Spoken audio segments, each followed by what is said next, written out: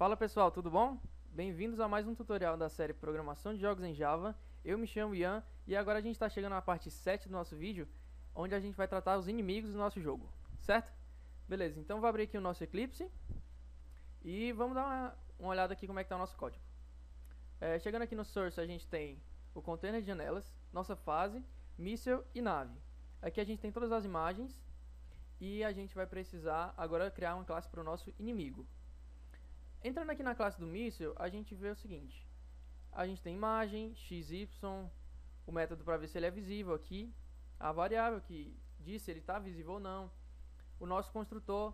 Você percebe que na nave também é alguma coisa parecida, só tem algumas particularidades, e o nosso alienígena, o nosso inimigo, ele vai ser meio parecido com o míssil. Então, para poupar tempo e trabalho, eu vou copiar essa classe, ver aqui em Copy, eu coloco no pacote e boto Paste. E agora ao invés de míssil eu vou colocar Alien. Não, vou colocar inimigo. Certo. Abrindo aqui a nossa classe do inimigo, a gente vai ter exatamente o que a gente tinha no míssil. E a gente vai fazer poucas mudanças. Uma delas é o seguinte: eu vou adicionar os atributos para altura e largura, private int, largura, altura. Ele vai continuar com XY, ele vai continuar com a imagem e a variável se ele é visível ou não. A largura da tela a gente continua, e a velocidade, para não ficar tão rápido, eu vou colocar 1. Mas é bom a gente colocar como tanto a largura da tela como a velocidade constantes, porque a gente vai poder modificar o tamanho da tela e a gente só muda o valor aqui, não vai precisar mudar o valor no código. E a velocidade também, quando você quiser mudar alguma coisa, vem aqui. Certo, o nosso construtor, ele vai ter o XY, que vão ser definidos na hora também, porque o nosso alienígena, a gente que vai definir a posição deles. A gente vai adicionar, a única coisa que a gente adiciona aqui no construtor vamos modificar a imagem, vai ser inimigo underline 1. Depois a gente vê como é que funciona para poder ter vários inimigos com imagens diferentes. Por enquanto vamos deixar com o inimigo underline 1, certo? Agora que a gente tem a nossa imagem, eu preciso definir a minha largura e a minha altura. Então eu digo o seguinte: minha largura é imagem.getWidth. Como eu tinha falado na aula passada, quando você vai pegar a largura e a altura de um objeto, que pegar na imagem, né? Aqui vai ser o observador nulo, tanto na altura como na largura. Aqui vai ser imagem.getWidth nulo. Beleza. Agora, o método mexer a gente vai modificar.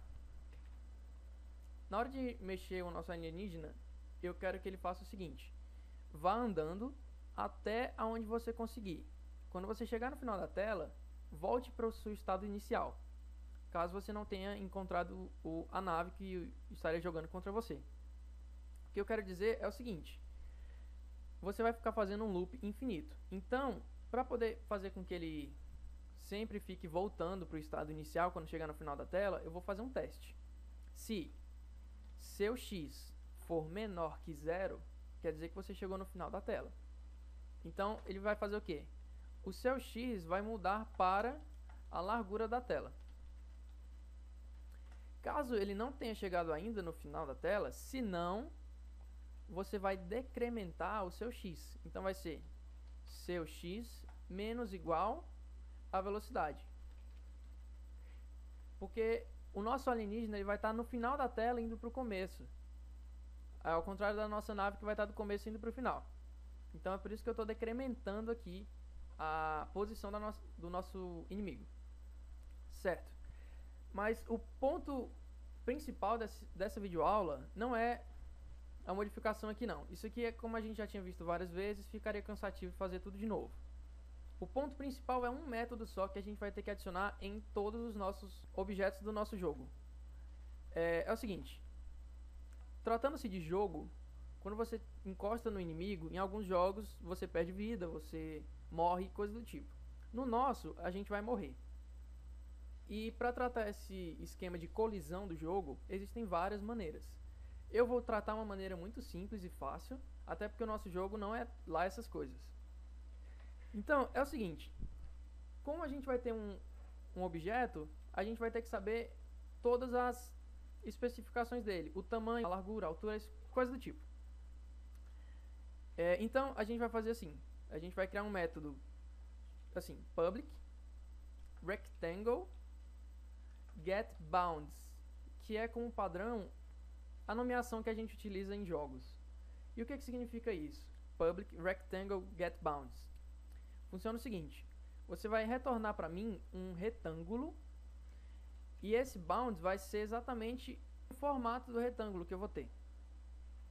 Na hora de retornar aqui, eu vou ter que colocar o seguinte, retorne um novo rectangle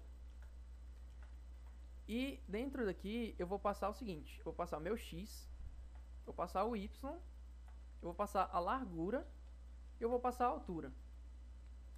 Com isso, eu vou ter um objeto que eu vou poder tratar a colisão. E já eu vou explicar para vocês como é que funciona isso. Mas, primeiramente, eu vou colocar logo esse método que não vai mudar nas classes nave e míssil. Vindo aqui, eu vou colocar aqui no final, da nossa classe nave, ou míssil, desculpa. Aqui eu não tenho largura nem altura. O que eu vou fazer? Aqui, percebam que eu não tratei aquelas variáveis de novo. Então, vamos fazer isso. Private int, largura, altura.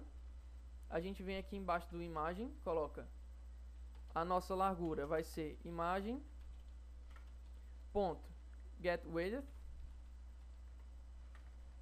e a nossa altura vai ser imagem ponto get height.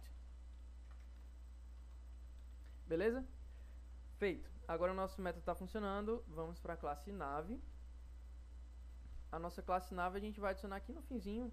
Não, para poder ficar distante dessas partes de tratamento de tecla, eu vou colocar aqui embaixo do método atira. Então, como aqui a gente já tinha tratado largura e altura, como aqui na frente, deu tudo certo. Ok, agora vem a explicação por que a gente vai ter que ter esse método. Eu criei aqui uma imagem no Paint, simplesmente só para explicar a vocês. Aqui está o nosso fundo, aqui está a nossa nave, o tiro dela e um inimigo. Se vocês perceberem, eles estão com o retângulo vermelho. Esse retângulo vermelho vai ser exatamente o retângulo que eu vou retornar no meu método getBounds. Quando o nosso programa tiver o retângulo da nave, o retângulo do míssil e o retângulo do inimigo, vai ser muito fácil para a gente manipular as colisões. Por exemplo, eu tenho esse retângulo do tiro. Vai ser o literal da imagem. Então, e se eu movimentar o tiro, eu estou percebendo que o retângulo está se aproximando do retângulo do inimigo. Então quer dizer que se eu intersectar o meu retângulo com o do inimigo, está me dizendo que eu bati no inimigo. Ou que ele bateu em mim, vice-versa. Então se eu tivesse o inimigo aqui, ele está andando, chegou e bateu na nave. Os dois retângulos eles estão intersectando, eles estão se encontrando. E essa é a maneira mais simples de você tratar uma colisão. Então, na hora que a gente for ajustar o nosso código e tratar na hora que a gente vai bater, a única coisa que a gente vai testar é o seguinte: teste se o retângulo da minha nave encontrou com o retângulo do inimigo. Se ele encontrar, quer dizer que a nave morreu. Ou quer dizer que o nosso míssil bateu no inimigo, então o inimigo que morreu. Certo? Com isso, a gente já tem as nossas estruturas bonitinhas e só falta a gente ajeitar a aplicação mesmo para poder fazer esse jogo funcionar. Então a gente vê isso na próxima aula. Até mais, galera, e até a parte 8. Valeu!